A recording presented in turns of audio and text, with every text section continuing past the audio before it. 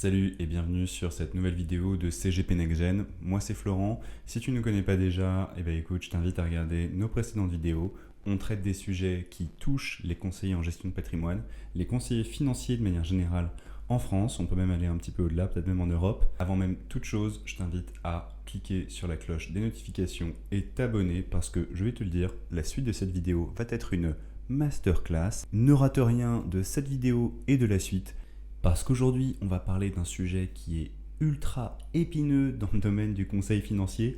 Je veux te parler des notions de conseil indépendant et conseil non indépendant. Dans cette vidéo, on va voir d'abord le cadre réglementaire du conseil indépendant vs non indépendant. On va voir à la suite si un conseil est plus cher que l'autre, et je pense qu'il va y avoir des surprises. Je vais aussi te donner des conseils si tu souhaites te lancer dans le domaine de la gestion de patrimoine, faire du conseil ou de la pédagogie financière, quel statut adopter, quel finalement niveau d'indépendance est-ce qu'il va falloir que tu appliques pour pouvoir accompagner au mieux tes clients ou informer au mieux tes interlocuteurs et tes éventuels auditeurs ou lecteurs. Alors on va commencer par le cadre réglementaire parce qu'en fait il y a énormément de confusion par rapport à ce cadre-là et sincèrement toutes les semaines, tous les mois j'entends énormément de choses fausses par rapport à ça. Je pense qu'il y a une vraie incompréhension sur ce sujet. Déjà ce que tu dois savoir c'est que lorsqu'on parle de conseil indépendant ou non indépendant, il y a deux cadres de référence. Le premier, qui est aussi le plus complexe, c'est celui sur lequel il y a toutes les confusions.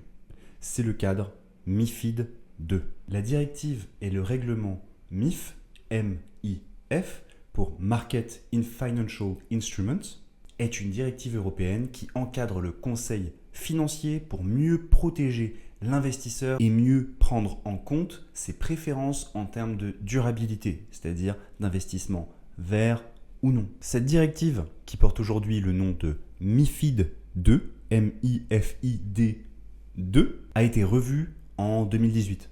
Et elle offre aujourd'hui le cadre le plus contraignant dans le conseil en investissement financier, les conseils financiers de manière générale. Donc MiFID 2, elle impose en fait un cadre réglementaire contraignant pour les conseillers en gestion de patrimoine dans le cadre de leur exercice du conseil en investissement financier.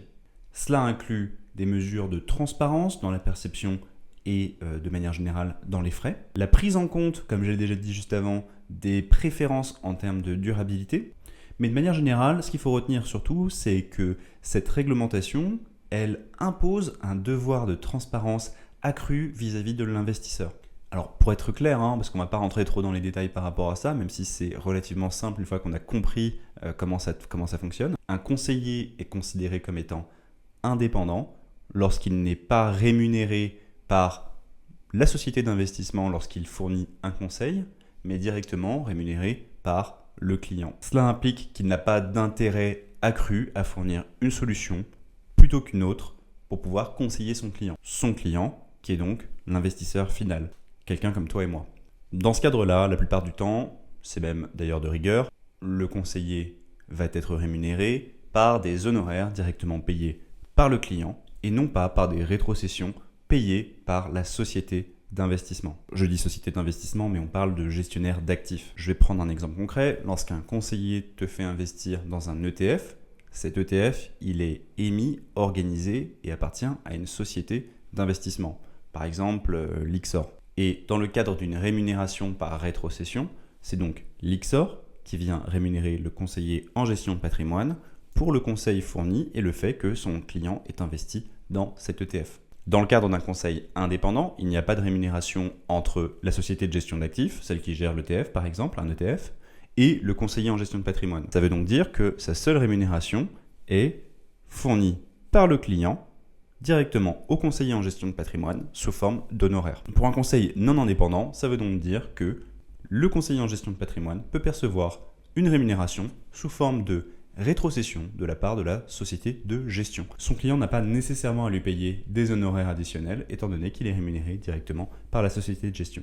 Et en fait, pourquoi est-ce que cette réglementation existe ? Parce que ça posait problème en termes de transparence de la rémunération et des coûts de l'investissement vis-à-vis de l'investisseur final. Alors aujourd'hui c'est encadré, ça veut dire que quand tu réalises un investissement par le biais d'un conseiller en gestion de patrimoine, qu'il soit, ou d'un conseiller financier d'ailleurs, qu'il soit indépendant ou non indépendant, tu perçois le même niveau d'information et de transparence quant aux coûts et frais qui sont engendrés. Je dois aussi ajouter qu'un conseiller financier qui réaliserait des conseils non indépendants ne peut pas réaliser de conseils indépendants. Il a beau avoir réalisé une seule opération par laquelle il a été rémunéré par la société de gestion par le biais de rétrocession et avoir continué son activité durant l'année uniquement sur du conseil via honoraire et de manière indépendante, son conseil est quand même considéré comme étant non indépendant. De fait, tu peux tout à fait trouver un conseiller non indépendant qui en fait a un niveau d'indépendance qui est très élevé, mais de manière générale, c'est quand même bon de noter qu'un conseiller indépendant est sans doute moins intéressé à fournir telle ou telle solution plutôt qu'une autre. Bon, et enfin, le dernier sujet, le plus important, celui que tu attends, c'est de savoir s'il y a un type de conseil qui est plus cher que l'autre. J'en profite pour faire une petite pause dans la vidéo. Si tu es conseiller en gestion de patrimoine ou que tu souhaites le devenir, ce message, il t'est dédié. J'en ai pour 10 secondes.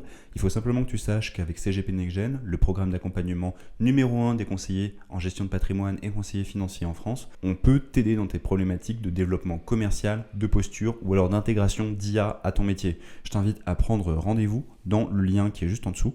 Et de manière générale, suis-nous pour nos nouveaux contenus, que ce soit sur YouTube ou alors sur LinkedIn. Retour à la vidéo. Donc tu l'as compris. Tu as ton conseiller non indépendant qui perçoit une rémunération sous forme de rétrocession uniquement ou quasi uniquement lorsque tu réalises un investissement avec lui. Cet investissement va rapporter de l'argent à ton conseiller. Il va être rémunéré dans ce cas, on va dire, de deux manières. Soit en one shot, en une seule fois, ce qu'on appelle un upfront, c'est-à-dire que peu importe la durée de l'investissement, il va être rémunéré un pourcentage en année 1 au moment de la réalisation de l'investissement. Et de deuxième manière, il peut être rémunéré tous les ans, encore une fois, sous forme d'un pourcentage de ton encours géré. Dans les deux cas, on parle de rétrocession parce qu'elles n'interviennent pas en direct entre le client et le conseiller en gestion de patrimoine, mais entre la société de gestion et le conseiller en gestion de patrimoine.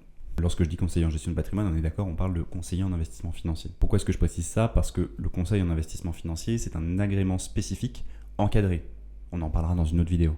Bon, on en vient au coût, on vient enfin au coût. Alors déjà, il faut comprendre une chose, c'est que ton conseiller en investissement, ton conseiller en gestion de patrimoine, qu'il soit indépendant ou non, il a besoin de manger. Il n'y a pas de conseiller indépendant qui facture 0, ça n'existe pas. Le conseiller indépendant, il va te facturer en fonction de la durée de sa mission, donc le temps que lui prend le conseil pour qu'il soit prodigué, le temps de ses analyses et aussi en fonction d'une valeur de marché, entre guillemets. Savoir combien vaut de manière générale tel ou tel conseil. Mais en réalité, ce qui se passe, c'est que le conseiller indépendant, il fait son business plan à l'année et il fait en sorte que, en fonction d'un nombre de clients déterminé, celui qu'il estime être en mesure de pouvoir acquérir dans l'année ou traiter dans l'année, il va établir un montant de sa consultation. Autant te dire que ça va être compliqué pour un conseil indépendant d'obtenir des honoraires à moins de 1000 ou 1500 euros. Le conseiller indépendant, d'ailleurs, il peut prendre plusieurs formes. Ça peut être des études ponctuelles, des contrats d'accompagnement à l'année, au trimestre, au semestre, d'ailleurs, peu importe. Et le plus souvent, cela commence par une étude patrimoniale plus ou moins longue qu'ils vont facturer one shot, en une fois, l'année 1, au moment de l'entrée en relation et dont le prix varie entre 1000 et 2500, 3000, voire même 5000 euros dans les cas des études les plus complexes ou alors pour les patrimoines les plus élevés. Parce que oui, le conseiller non indépendant, il n'a pas forcément une grille fixe. En l'occurrence, sa grille peut être horaire ou alors, et c'est assez fréquent, adapté en fonction de la superficie patrimoniale et financière de son client. Ce qui fait qu'un client qui a des revenus ou alors une superficie financière, de manière générale un patrimoine inférieur à 100 000 ou alors 500 000 euros, sera probablement pas cuisiné de la même manière que quelqu'un qui a un patrimoine supérieur à 500 000, 1 million, 2 millions d'euros. Ce qu'on constate, c'est que le conseiller indépendant, il va appliquer un pourcentage sur le patrimoine total ou le patrimoine géré de son client pour pouvoir établir ses honoraires. C'est assez fréquent. De l'autre côté, le conseiller non indépendant, lui, il va se rémunérer en fonction des investissements que tu réalises avec lui. Mais de même manière, il peut aussi prendre des honoraires de manière ponctuelle. D'ailleurs, il n'est pas limité à simplement prendre des rétrocessions. On va dire que c'est celui qui est le plus libre dans son mode de tarification. C'est celui qui va pouvoir les adapter le plus en fonction de son client, puisqu'il a la possibilité d'aller faire des rétrocessions ou alors des honoraires. Donc, pour le conseiller non indépendant, on peut reprendre le mode de rémunération du conseiller indépendant en honoraire, soit il peut simplement organiser des rétrocessions avec la société de gestion, l'assureur, dans lequel il fait investir son client. Combien ça coûte? Même chose qu'avec le conseil non indépendant, sauf que pour la partie rétrocession, c'est encadré par la société de gestion, l'assureur ou alors le fournisseur d'investissement. De manière générale, on peut considérer que sur la plupart des solutions, un conseiller en gestion de patrimoine non indépendant, il va percevoir entre 0,5 et 0,8 ou alors 1% de rétrocession sur l'encours géré, et ça par an. Après, il y a des solutions qui vont rémunérer plus. Par exemple, les SCPI, souvent ça va rémunérer entre 1 et 5% votre conseiller. Par contre, cet investissement, il est peu probable que vous le réalisiez tous les ans sur ce même montant. Dans ce cas, en l'occurrence, le conseiller il est rémunéré une fois pour la totalité de son conseil qui durera peut-être plusieurs années. Je ne vais pas trop rentrer dans le détail parce que pour des SCPI, le mode de rémunération est parfois plus complexe. C'est qu'un exemple. Au global, ce qu'il faut constater, c'est que le conseil indépendant, il n'est pas forcément moins cher que le conseil non indépendant. D'ailleurs, il faut souvent constater que c'est plutôt l'inverse. C'est-à-dire que le conseil indépendant va avoir tendance à désavantager les petits clients pour lesquels le conseiller en gestion de patrimoine ne passera pas sous un certain taux horaire pour ses études et ses conseils. Il va se baser sur le temps passé. Alors que s'il était passé uniquement en rétrocession, peut-être qu'il aurait dû uniquement se contenter de quelques dizaines d'euros de rétrocession. Attention, ce que je dis est à nuancer parce que le conseiller non indépendant peut aussi facturer des honoraires selon son bon vouloir. Donc pour conclure, il va falloir faire attention à quel type de conseil prodigue ton conseiller, mais c'est pas parce qu'il est indépendant qu'il est moins cher.